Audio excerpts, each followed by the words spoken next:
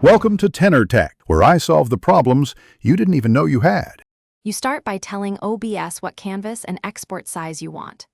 Open Settings, go to Video and set base canvas to the screen you'll capture an output, scaled to the recording resolution you need, for example 1920 by 1080.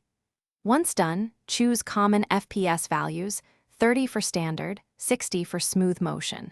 Make sure to apply changes so the preview matches. This step prevents blurry scaling later and defines the pixel grid OBS uses to record.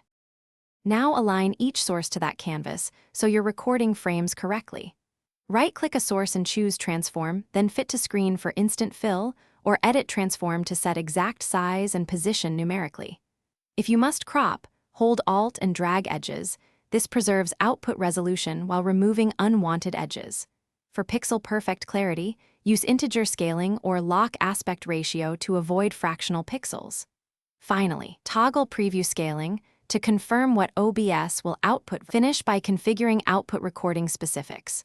Open Settings, Output, set recording path, choose MP4 or MKV, pick hardware encoder if available, and set bitrate appropriate to resolution. Once configured, run a short test recording and inspect actual file for framing and clarity. If you see black bars, adjust the output resolution or crop the canvas. If it's blurry, increase bitrate or switch encoder. One quick troubleshooting tip. Compare the recorded file's resolution metadata to your intended output to find any mismatch. Thanks for watching. Subscribe to keep your life in tune.